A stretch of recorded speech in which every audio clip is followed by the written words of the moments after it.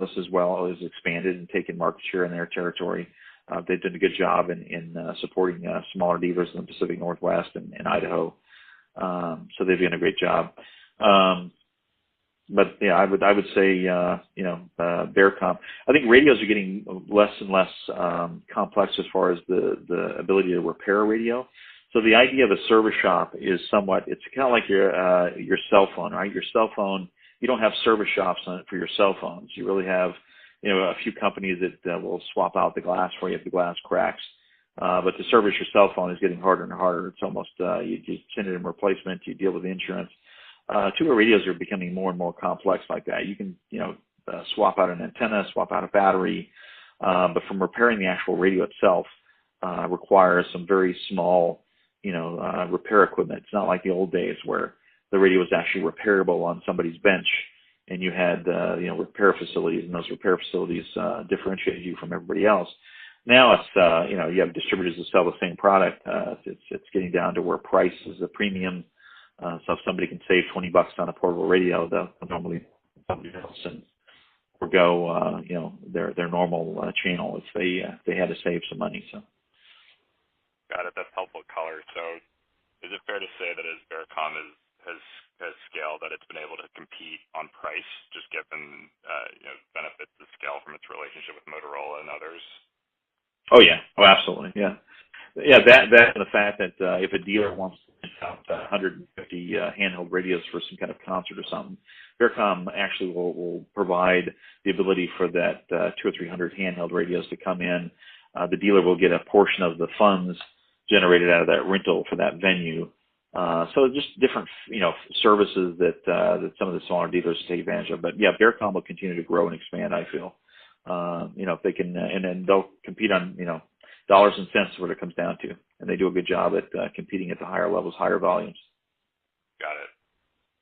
Is there anything that in your mind that might drive Motorola to sell more directly? It sounds like the trend has been the opposite, but I'm curious if you see anything that might change that. The only thing that would change, I think, long term, and this is years, I think, would be the broadband space, right? As smartphones become more and more prevalent in the push-to-talk space.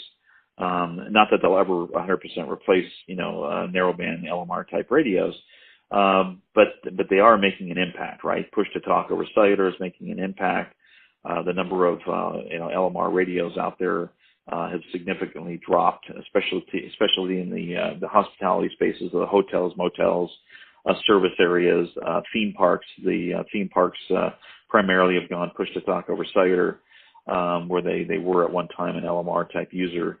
Not all of them have gone that way, but they're definitely moving in that direction. So, from a threat standpoint, I think the biggest threat to the radio business as a whole, I think, are smartphone type products or feature phone products that are dedicated around push to talk.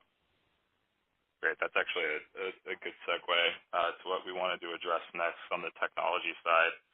I think, again, just given that we're new to the space, it would be helpful if you could help us understand, why a given end market might convert to or prefer push to talk over two-way radio, and then also if there are any other technologies that you haven't mentioned yet that could potentially dislodge two-way.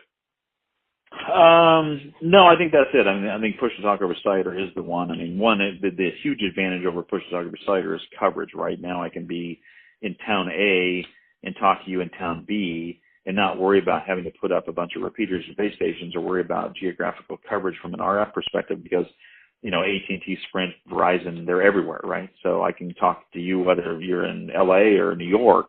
I can talk to you on my push to talk over cellular. So the advantages are huge from a coverage standpoint.